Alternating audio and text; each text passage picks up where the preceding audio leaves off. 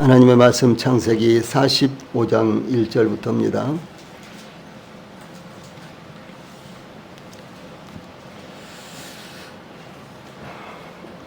하나님의 말씀 창세기 45장 1절부터 제가 5절까지 봉독을 해드리겠습니다. 하나님의 말씀 창세기 45장 1절부터 5절까지입니다. 요셉이 시종하는 자들 앞에서 그 정을 억제하지 못하여 소리질러 모든 사람을 자기에게서 물러가라 하고 그 형제들에게 자기를 알리니 그때에 그와 함께한 다른 사람이 없었더라. 요셉이 큰 소리로 우니 애굽 사람에게 들리며 바로의 궁중에 들리더라. 요셉이 그 형들에게 이르되 나는 요셉이라. 내 아버지께서 아직 살아 계시니까. 형들이 그 앞에서 놀라서 대답하지 못하더라. 요셉이 형들에게 이르되 내게로 가까이 오소서. 그들이 가까이 가니 이르되 나는 당신들의 아우 요셉이니 당신들이 애굽의 판자라. 당신들이 나를 이곳에 팔았다고 해서 근심하지 마소서. 한탄하지 마소서. 하나님이 생명을 구원하시려고 나를 당신들보다 먼저 보내셨나이다. 아멘. 창세기 45장 1절부터 5절까지 말씀을 봉독해 드렸는데 오늘 저녁에는 창세기 45장 1절부터 3절까지만 제가 전해드리도록 하겠습니다.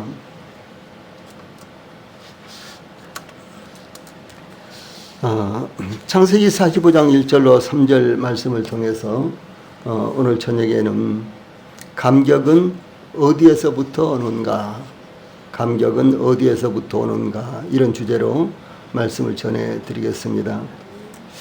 베냐민의 곡식 자료에서 애굽 총리 요셉의 은잔이 발견되자 요셉의 형제들은 애굽 총리 앞으로 끌려와 그 앞에 엎드렸습니다. 형제 중 유다는 우리가 내 주께 무슨 말씀을 하오리까? 무슨 설명을 하오리까? 우리가 어떻게 우리의 정직함을 나타내리까? 하나님이 종들의 죄악을 찾아내셨으니 우리와 이 잔이 발견된 자가 다 내 주의 노예가 되겠나이다. 이렇게 말하자 애굽 총리 요셉은 내가 결코 그리하지 아니하리라. 잔이 그 손에서 발견된 자만 내 종이 되고 너희는 평안히 너희 아버지께로 돌아오 올라갈 것이니라. 이렇게 말했습니다. 그때 유다는 애굽 총리 요셉에게 막내 동생 베냐민을 데리고 오게 된 배경과 만약 베냐민을 데리고 가나안 땅 아버지에게로 돌아가지 않는다면 아버지에게 일어날 수 있는 불상사를 세밀하게 말씀드리고 창세기 44장 33절에 보면 이제 주의 종으로 그 아이를 대신하여 머물러 있어 내 주의 종이 되게 하시고 그 아이는 그의 형제들과 함께 올려 보내소서라고 자신이 베냐민을 대신하여 애굽 총리의 종이 되겠으며 베냐민은 다른 형제들과 함께 가나안 땅 아버지에게로 올라가게 해달라고 요청을 했습니다. 이와 같이 유다는 베냐민을 위한 긴 변론은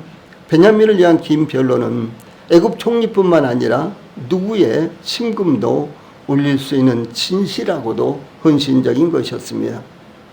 이어서 전개되는 창세기 45장은 성경에서도 가장 감동 깊은 형제들의 만남이 기록되어 있는 부분입니다. 여기서 우리는 진정한 감격이 어디로부터 오는가를 교훈받을 수 있습니다. 왜냐하면 우리가 기쁘고 긍정적인 이와 같은 감격을 받는다는 것은 우리의 인생 가운데 얼마나 중요한 것입니까? 그래서 이와 같은 부분을 오늘 저녁에 저희들이 상고하고 또 저희들도 이와 같은 그러니까 하나님으로 말미암는 그리스도 예수 안에서의 감격 가운데서 우리가 살기를 원하는 것입니다. 제일 먼저 1절과 2절 말씀을 통해서 울음을 터뜨린 요셉의 모습을 보게 됩니다. 다시 말해서 감격을 더 이상 참지 못하고 그것을 노출하고 있는 이와 같은 요셉의 모습을 여기서 볼 수가 있는 것입니다. 유다의 긴 변론을 들은 요셉은 형제들에 대한 사랑의 감정이 복받쳐 올라 더 이상 듣고 있을 수만은 없었습니다. 요셉이 시종하는 자들 앞에서 그 정을 억제하지 못하여 소리질러 모든 사람을 자기에게서 물러가게 하고 1절에 앞 1절 전반부에 이런 말씀이 나오죠. 이 요셉의 형제들 앞에서 더 이상 자신의 신분을 숨기고만 있을 수 없었다는 것입니다. 지금까지 요셉은 마음속에 일어나는 벅찬 감정을 억제하여 감추기 위해서 노력하고 있었습니다. 요셉의 형제들이 곡식을 구하기 위해서 첫 번째 애굽에 와서 요셉으로부터 정탐이라는 혐의를 받고 사흘 동안 갇혔다가 풀려난 후에 너희가 확실한 자들이면 너희 형제 중 한 사람만 그 옥에 갇히게 하고 너희는 곡식을 가지고 가서 너희의 집안에 굶주림을 구하고 너희 막내 아우를 내게로 데리고 오라. 그러면 너희 말이 진실함이 되고 너희가 죽지 아니하리라. 이렇게 말을 하자.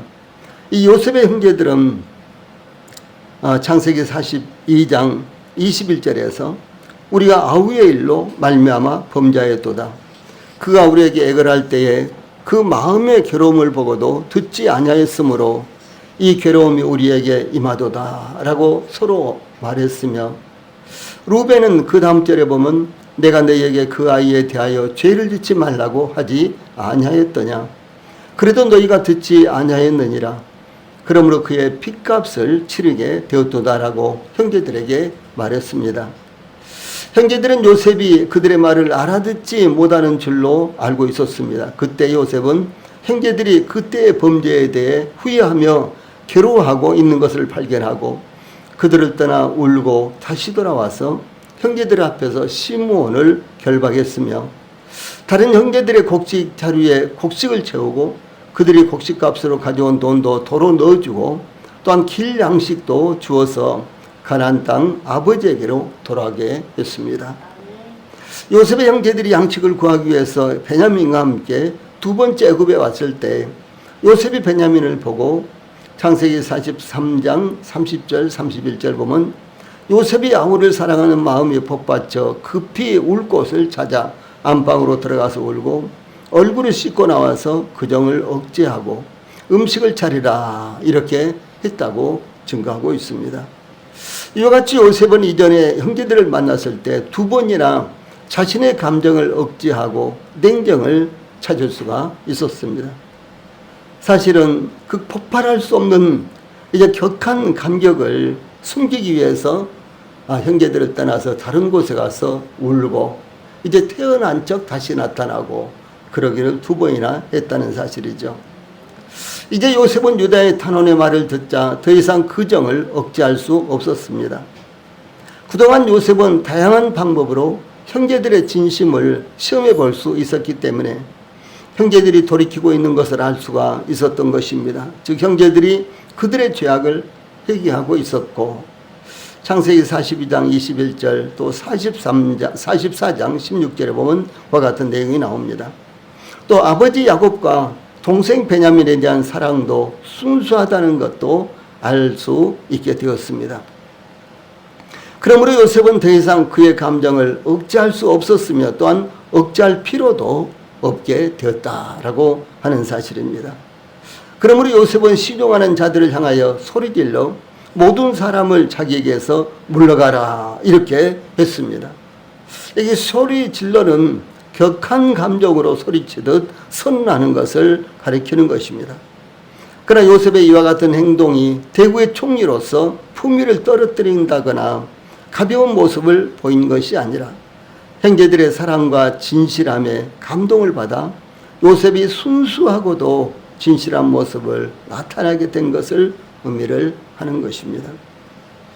요셉이 자기를 시종하는 사람들을 다 물리치고 1절 그 형제들에게 자기를 알리니 그때 그와 함께한 다른 사람이 없었더라 라고 그 상황을 설명하고 있습니다. 아마도 요셉이 시종하는 사람들을 물리친 것은 형제들에게 자신의 감정을 드러내는데 방해가 될 수 있기 때문이었을 것입니다. 그러므로 요셉은 자신의 감정을 드러내기 전에 먼저 시종하는 사람들을 다 물리쳤던 것입니다. 이것은 참 중요한 것인데 그리스도인들의 교제 가운데 그리스도인이 아닌 사람들이 함께할 때 원만한 교제가 이루어지기 어려운 것과 같다라고 하는 사실을 나타내는 것입니다. 그리스도인이 그리스도인이 아닌 사람들에게 영적인 교제를 한다고 할지라도 그들은 이해하지 못하기 때문에 오히려 교제의 흐름에 방해만 일으키는 것과 같은 것입니다. 그러므로 그리스도인들이 어떤 영적인 교제를 위해서 모였을 때 불가피하게 불신자들이 함께하게 된다면 그 교제를 잠시 보류한다거나 피해야 하는 것입니다. 요셉은 형제들이 과거의 잘못에 대해서 깊이 뉘우치고 또한 아버지와 베냐민에 대한 깊은 사랑을 확인했기 때문에 형제들만의 깊은 교제를 원했던 것입니다. 그러므로 요셉은 시종하는 사람들을 다 물리친 후에 1절 후반절에 그 형제들에게 자기를 알리니 그때 그와 함께한 다른 사람이 없었더라, 이렇게 증가하고 있습니다. 이것은 요셉이 형제들만의 교제를 얼마나 원했으며 얼마나 진실된 교제를 원했는가를 의미하는 것입니다. 또한 요셉이 이와 같은 형제들만의 교제를 얼마나 오랫동안 기다려왔으며 또 기대하고 있었는지 나타낸 것입니다.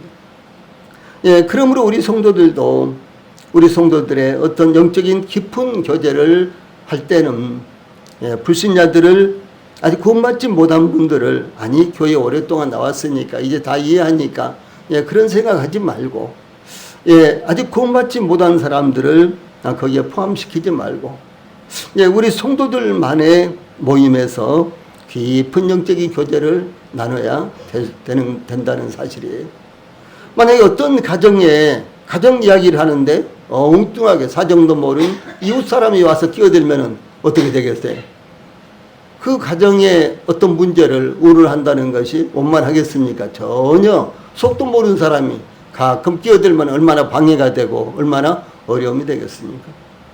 이와 마찬가지로 우리 성도들에게도요, 이와 같은 교제가 필요하고 그리고 그 같은 교제를 위해서 우리 성도들이 항상 주의를 기울여야 되는 것입니다. 우리는 복음을 전하기 위해서 이 불신자들이 오면은 함께 모이기도 하고 함께 교제하기도 하고 이렇게 합니다만은 우리 성도들만의 영적인 교제가 꼭 필요하다라고 하는 사실을 우리 성도들이 기억을 하시고 그 같은 교제를 위해서 우리 성도들이 주의할 점을 여기서 배워야 한다라고 하는 사실입니다. 드디어 요셉은 형제들에게 자신의 정체를 알렸습니다. 요셉이 드디어 자신이 누구인가를 알렸다라고 하는 사실입니다. 요셉은 형제들에게 자신이 요셉이라는 것을 처음부터 알리기 원했습니다. 요셉이 숨겨야 될 필요도 없었던 것입니다. 숨기고 싶지도 않았습니다. 그러나 형제들을 위해서 형제들과 사이에 이와 같은 정말 비밀한 교제, 그들만의 진정한 교제를 위해서 요셉은 지금까지 자신의 신분을 형제들 앞에서 숨기고 그들 앞에서 감정을 노출시키지도 못하고 이렇게 참아왔던 것입니다. 그러나 이제는 요셉이 그 형제들 앞에서 자신을 숨길 이와 같은 아무런 이유가 다 없어진 것입니다.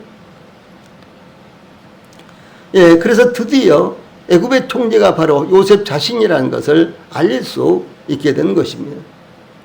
주 예수님께서 자기 백성을 그들의 죄에서 구원하시고자 자기 백성에게 나타나셨다라고 하는 사실이 마태복음 1장 21절에 기록되어 있습니다. 이 사도 요한은 요한복음 1장 9절에 자기 땅이 오매 자기 백성이 영접하지 아니하였으나 이렇게 증거하고 있습니다. 이스라엘은 예수님을 빌라도의 재판석에 끌고 와서 요한복음 19장 15절에 보면 그들이 소리 지르되 없이 하소서 그를 십자가에 못 박게 하소서. 빌라도가 이르되 내가 너희 왕을 십자가에 못 박으랴. 대제사장들이 대답하되 가이사 외에는 우리에게 왕이 없나이다 라고 시위하며 소리 질렀습니다. 그러나 이스라엘이 온 세상에 흩어져서 고난을 당하면서 그들이 외면하고 받아들이기를 거부했던 나사렛 예수가 하나님께서 약속하신 메시아였다는 사실을 깨닫게 되고 회개할 때가 돌아온다 라는 말씀이 스가랴서 12장 10절 등등에 아주 많이 나타납니다. 특별히 로마서 11장 26절에서는 그리하여 온 이스라엘이 구원을 얻으리라 이렇게 증가하고 있습니다. 그래서 이스라엘이 민족적으로 전체가 회개하고 하나님께 돌아오고 나사렛 예수가 바로 우리의 구세주, 우리의 그리스도였구나 라는 사실을요 깨닫게 되고 받아들이게 될 때가 온다라고 하는 사실을 성경은 증가하고 있습니다. 이 요셉은 형제들에게 자신을 알리고 2절에 요셉이 큰 소리로 우니 애굽 사람에게 들리며 발의 공중에 들리더라 라고 이렇게 증가하고 있습니다. 요셉은 큰 소리로 울었습니다. 요셉이 처음 2번은 숨어서 울었다라는 사실을 알 수가 있죠. 창세기 42장 24절 43장 30절에서는 형제들 앞에서 울지 못하고 숨어서 다른 데 가서 울었습니다. 본문에서는 신용하는 사람들을 다 내보낸 후 흐느껴 울거나 조용히 훌쩍이는 것이 아니라 큰 소리로 울었던 것입니다. 요셉이 신용하는 사람들을 다 내보낸 후에 큰 소리로 울었던 것은 총리로서 요셉의 울음을 이해하지 못하는 사람들에게 혹 웃음거리가 되지 않도록 하기 위한 것이었다라고 볼 수가 있습니다. 요셉의 우는 소리는 그의 집에 있는 애굽 사람들과 바로의 궁중에 있는 사람들에게까지 들렸습니다. 그러니까 얼마나 크게 울었는가 하는 것을 알 수가 있는 것입니다. 요셉이 큰 소리로 울었던 것은 슬픔의 울음이 아니라 즐거움과 기쁨과 감격의 울음이었습니다. 대부분 아픔과 고통스러울 때 울게 되는 것입니다. 그 아픔과 고통을 울음이라는 것으로 표현하는 것입니다. 그러나 큰 소리로 울거나 조용히 흐느껴 울거나 슬픔과 고통이 사라지는 것은 사실 아닙니다. 운다고 해서 그와 같은 슬픔과 고통이 사라지는 것은 아닌 것입니다. 예, 그런데도 울지 않을 수 없도록 견딜 수 없게 만들 때가 있습니다. 그런데 기쁘거나 즐겁거나 감격스러울 때도 울 때가 있는 것입니다. 이런 경우는 너무 감격스럽기 때문인 것입니다. 요셉의 경우 형제들을 만난 것이 다른 것으로는 표현할 수 없도록 감격되었기 때문입니다. 특히 시기심과 미움으로 요셉까지 죽이려고 했던 형제들이었는데 지금은 그들의 목숨까지도 희생하면서 사랑하는 마음으로 변한 것이 감격이 되었던 것입니다. 더 중요한 것은 이 모든 상황을 하나님께서 인도하시고 이루어주셨기 때문인 것입니다. 하나님이 아니시라면 요셉이 회개한 형제들을 다시 만날 수 없었을 것입니다. 하나님이 아니시라면 변화된 형제들을 만날 수 없었을 것입니다. 그러므로 요셉은 너무나 감격했고 하나님의 은혜에 대한 감격의 울음을 울지 않을 수 없었다라고 하는 사실입니다. 우리 성도들도 슬픔과 고통의 울음이 아니라 기쁨과 감사의 감격의 울음을 때때로 울 수 있게 되기를 바랍니다. 다음에 3절 말씀, 요셉이 이제 자기를 이제 공개하는 이와 같은 감격이 나타나고 있습니다.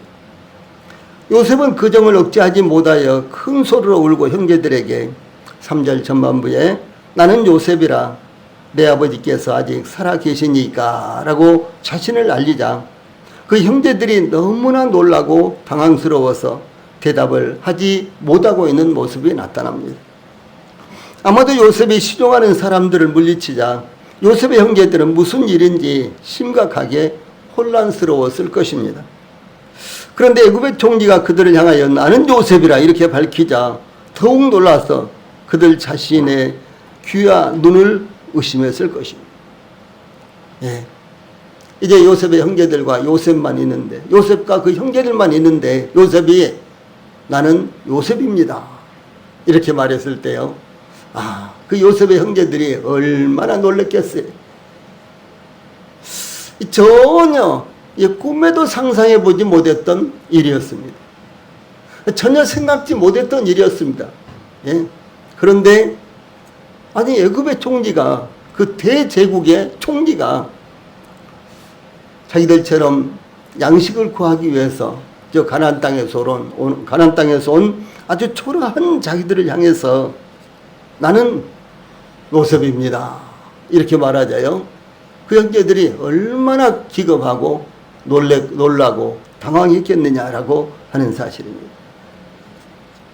이 요셉의 나는 요셉이라는 말은요, 명사 하나와 고유명사 하나로 구성된 히브리어 두 단어로 자신을 밝힌 것입니다. 나는 요셉 이렇게 말했다는 거죠. 예, 이제 번역상은 나는 요셉이라 이렇게 하는 것이 맞습니다. 그런데 문자대로 하면 나는 요셉 이렇게 말했다는 것이죠. 예, 그래서 이 수식어를 모두 다 제거해 버리고 이와 같이 동사도 제거해 버린 것은 여기서는 비동사겠죠. 이와 같은 동사를 제거해 버린 것은 요셉이 자신이 바로 요셉이라는 것을 뚜렷하게 증거하기 위해서, 강조하기 위해서 이와 같은 표현을 쓰고 있는 것입니다. 아주 얼마나 단순하고도 간단합니까? 그러므로 단 두 단어로 구성된 대단히 짧은 문장이지만 그 말에는 측량할 수 없는 의미가 담겨져 있는 것입니다. 주 예수님께서 다시 오실 때 스가랴서 13장 6절에 보면 어떤 사람이 그에게 묻기를 내 두 팔 사이에 있는 상처는 어찌 됨이냐 하면 대답하기를 이는 나의 친구의 집에서 받은 상처라 하리라 이렇게 증가하셨습니다. 이와 같이 예수님께서 다시 오실 때 예수님을 거부하고 팔고 죽이는데 내어주었던 이스라엘은 얼마나 당황하며 놀라겠습니까? 이와 같이 요셉의 형제들은 애굽의 총리의 입에서 나는 요셉이라 라는 말이 나왔을 때 그들은 믿을 수가 없었을 것입니다.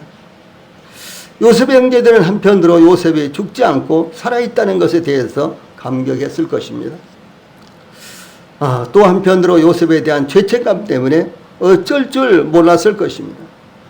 그러나 요셉이 나는 요셉이라 라고 자신을 밝힌 것은 형제들의 잘못과 죄악을 심판하기 위해서 보복하기 위한 심판자로서 나타난 것이 아니라 화해를 위한 용서자로서 나타났는데 그들은 형들이 회개하고 형제사랑을 회복했기 때문이었습니다. 이것은 죄인을 용서하고 그들을 구원하시기 위한 예수님의 사랑을 생각하게 하는 것입니다. 예수님에 대해서 요한복음 3장 17절에서 하나님이 그 아들을 세상에 보내신 것은 세상을 심판하려 하심이 아니요 그로 말미암아 세상이 구원을 받게 하려 하심이라 이렇게 증거하고 있습니다.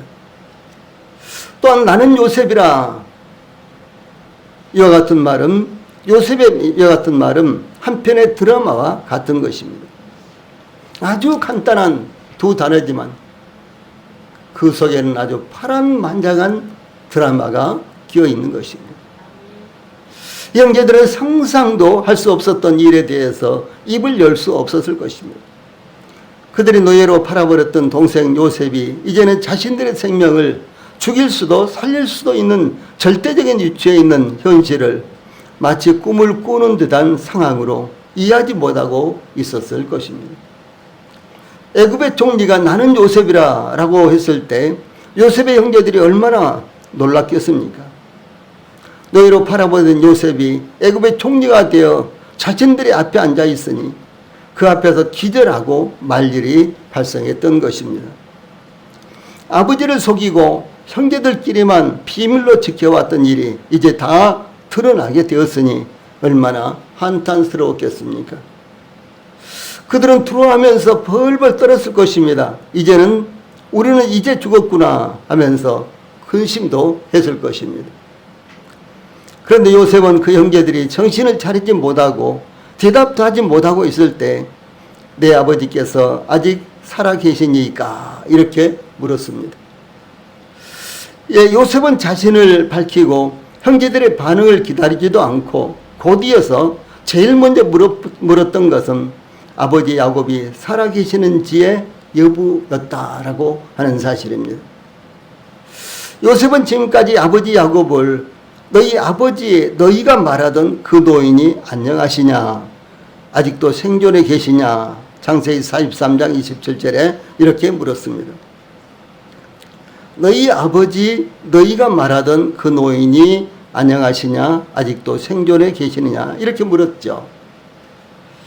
예, 그때 요셉의 형제들에 대해 그들이 대답하되 주의 종 우리 아버지가 평안하고 지금까지 생존하였나이다. 이렇게 대답했습니다. 예, 그러므로 요셉은 아버지가 지금까지 생존하셨다는 것은 이미 알고 있었습니다. 요셉은 가나안 땅에 계신 아버지 야곱에 대해서 자신의 정체를 밝히지 않았을 때에는 너희 아버지 너희가 말하던 그 노인이라고 말을 사용하고요. 예, 아버지 안부를 물었는데 자신의 신분을 밝힌 후에는 내 아버지라는 말을 사용하고 있는 것입니다. 내 아버지께서 아직 살아계시니까. 예, 전혀 다른 표현이죠. 예, 똑같이 아버지 야곱에 대해서 이렇게 말하고 있지만 그러나 전혀 다른 표현으로 예, 그때는 너희 아버지라고 이렇게 말했는데 지금은 내 아버지 이렇게 표현을 바꾸고 있다라고 하는 것이죠. 이것은 요셉이 아버지에 대한 존경심과 애정을 조금도 변치 않았으며 여전히 아버지를 그리워하고 있다는 것을 의미하고 이제 자신의 신분을 완전히 노출시켰기 때문에 너희 아버지가 아니라 내 아버지가 이렇게 부르고 있는 모습을 볼 수가 있는 것입니다. 이와 같이 요셉이 아버지의 생존 사실을 알고 있으면서도 그런데도 또다시 물었던 것은 다시 한 번 더 아버지의 생존을 확인하고 싶었던 것이며 또한 아버지에 대한 안부를 묻는 것이었습니다. 이로 보아 요셉은 자신을 누구보다도 사랑하셨던 아버지의 사랑을 그리워하고 못지하였으며 아버지께 효도하고 싶어 하는 마음을 갖고 있었다는 것을 의미합니다. 요셉은 이제는 아버지가 자신을 의지하는 상황에 이르렀지만 여전히 아버지에 대한 사랑과 경외심을 잃지 않았던 것입니다. 그러므로 우리 성도들도 부모가 연로하시다거나 자신을 의지하는 상황이라도 항상 부모님을 존경하고 가장 귀한 분으로 생각하고 모셔야 하는 것입니다. 요셉은 자신의 신분을 밝히면서 나는 요셉이라 내 아버지께서 아직 살아계시니까 라고 첫 번째로 아버지의 안부를 물었습니다. 우리가 만약 요셉의 입장이라면 무슨 말부터 할까요? 그동안 꾹꾹 참고 자기를 노출시키지 않았던 요셉이 드디어 자기를 형제들 앞에 노출시킬 때 나는 요셉이다. 그러면서 그 다음에 뭐라고 할까요? 이놈들 그럴까요? 네. 그래 과거가 생각나느냐? 그랬을까요? 내가 죽었는 줄 알았지? 뭐 그랬을까요? 예, 하고 싶은 말이 참 많았을 것입니다. 최소한 요셉은 형제들에게 그때 왜 죽이려까지 했느냐 이렇게 묻고 싶지 않았을까요? 아무리 미워도 낯선 사람들에게 동생을 노예로 팔아버릴 수 있었느냐고 묻고 싶지 않았을까요? 우리는 이와 같이 우리가 당했던 일들, 우리가 가슴 아파했던 일들, 억울하다고 생각했던 일들을 잊지 못하고 있는 것입니다. 그리고 언젠가 기회가 온다면 대갚아주고 싶은 마음을 갖고 있습니다. 그러나 요셉은 전혀 그 형제들을 책망하지 않았습니다. 형제들에게 책임을 돌리지도 않았습니다. 이 대목은 정말 저희들의 신앙생활과 그리고 저희들의 일신상에 아주 중요한 이와 같은 부분이기 때문에 우리 성도들이 잘 들어두셔야 되는 것입니다. 그리고 지금 이 시간 이 요셉의 모습을 따라서 저희들도 버릴 것은 깨끗하게 버리고 또 뿐만 아니라 잊어지지 않더라도 그것을 위해서 그것 때문에 우리의 시간과 우리의 마음을 허비해서는 안 된다 라고 하는 사실을 우리 성도들이 잊어서는 절대로 안 되는 것입니다. 요셉이 복수심을 갖고 기다리고 있었다면 어떻게 했을까요? 요셉은 형제들이 그 앞에 나타나서 머리를 푹 숙이고 엎드리고 머리를 푹 숙이자 쾌재를 불렀을 것입니다. 만약 요셉이 복수심에 불타고 있었다면 요셉이 얼마나 쾌재를 불렀을까요? 그러나 형제들을 만나 자신을 밝힌 요셉은 기쁨의 감정을 억제하지 못하고 큰 소리로 울었던 것입니다. 너무 반가워서, 너무 기뻐서, 너무 사랑스러워서, 너무 그리워서 울었다라고 하는 것입니다. 예, 복수심에 불타서 이를 가는 것이 아니라 너무너무 기뻐서 기쁨의 눈물을 흘렸다라고 하는 사실이 다른 것입니다. 형들이 자신을 죽이기 위해 구덩 위에 던졌던 일, 미디안 상인들에게 자신을 은 20에 노예로 팔았던 일을 요셉이 다 잊어버렸을까요? 아닙니다. 예, 그렇지는 않았을 것입니다.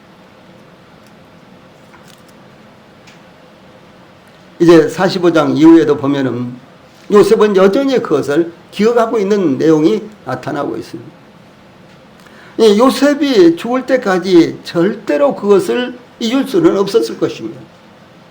그러나 요셉은 보복하려고 하지 않고 원수를 갚으려고 하지 않고 예, 그런 마음이 없었다라고 하는 사실입니다. 예, 과거에 쓰라렸던 경험들은 아직 그의 기억 속에 분명히 자리 잡고 있었을 것입니다. 그러므로 만약 요셉이 과거에 매여 있었다면 눈물을 흘리며 울었을 것이 아니라 크게 웃었을 것입니다. 복수심에 사로잡혀 그동안 내가 받은 고통과 지옥을 반드시 갚겠다고 벼르고 있었을 것인데 형들이 제 발로 눈앞에 나타났으니 얼마나 좋았겠습니까? 그리고 얼마나 그야말로 기다리는 기회가 온 것입니까? 그러나 요셉은 원수인 형제들을 사랑의 마음으로 보고 있었고 대했다라고 하는 사실입니다. 우리는 이와 같이 나와 원수가 되었던 사람들, 우리가 미워할 수밖에 없는 사람들을 평생 잊지 못하고 살아가고 있는 것입니다. 개인적으로 뿐만 아니라 교회적으로도 잊지 못하는 사람들이 있습니다. 우리에게 잘못한 사람을 잊지 못하고 살아간다면, 즉 원수를 갚든 못 갚든 그 대가는 고스란히 자신에게로 온다라고 하는 사실입니다. 네. 우리 마음 가운데 복수심에 대해서 불타고 있다면은, 네, 우리 마음 가운데 미워하는 마음이 불타고 있다면은요, 그것은 그 사람에게 가는 것이 아니라 바로 나에게 돌아온다라고 하는 사실입니다. 루이스 비 스메데스라는 사람이 있습니다. 이 사람이 이런 말을 했어요.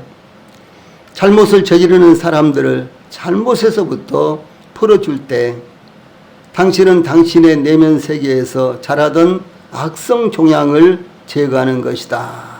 이렇게 말했습니다. 아주 명언입니다. 네. 다시 한번 읽어드릴게요. 잘못을 저지르는 사람들을 잘못에서부터 풀어줄 때 당신은 당신의 내면 세계에서 자라던 악성 종양을 제거하는 것이다. 이렇게 말했습니다.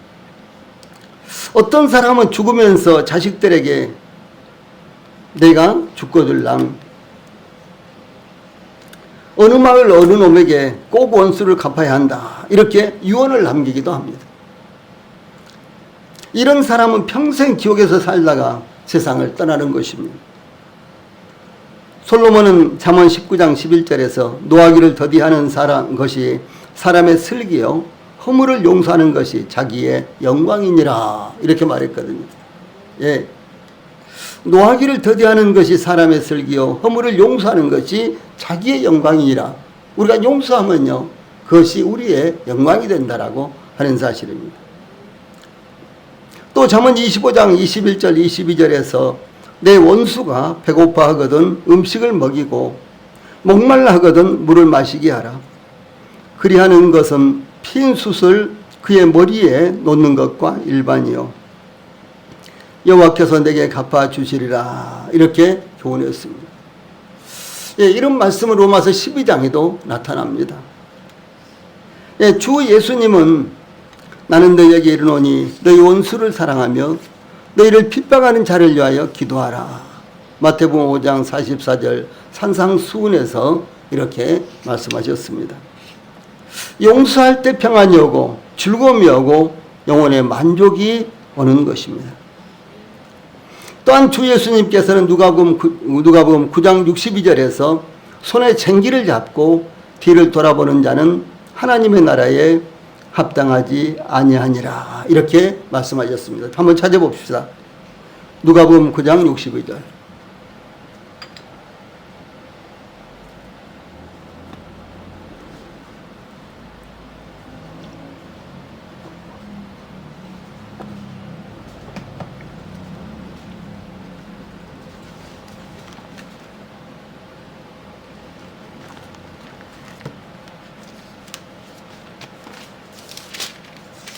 예, 누가복음 9장 62절.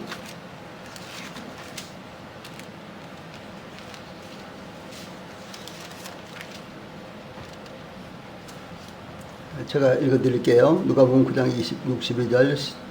예수께서 이르시되 손에 쟁기를 잡고 뒤를 돌아보는 자는 하나님의 나라에 합당하지 아니하니라 하시니라. 같이 한번 읽어봅시다. 시작.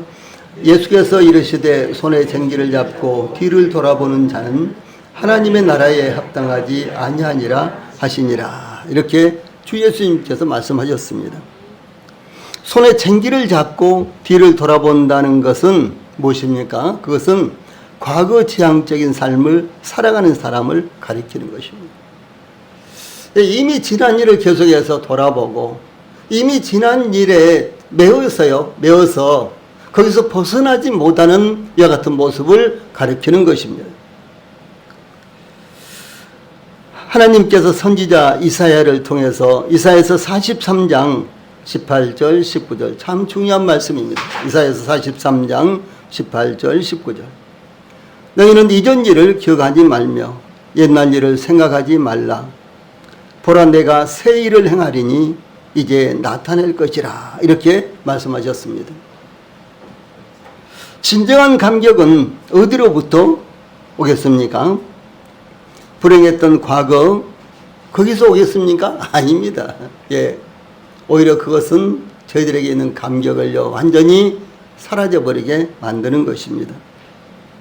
또 감정 있고 원수 같았던 과거를 잊어버릴 때 하나님께서 이 불행했던 과거, 이 감정 있고 원수 같았던 과거를 잊어버렸을 때 하나님께서 새 일을 행하신다라고 하는 사실입니다. 그곳에 하나님께로부터 오는 감격이 있는 것입니다.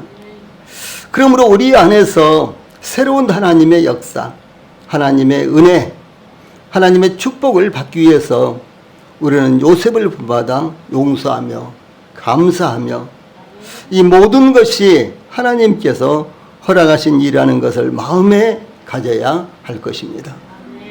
예, 기도하시겠습니다.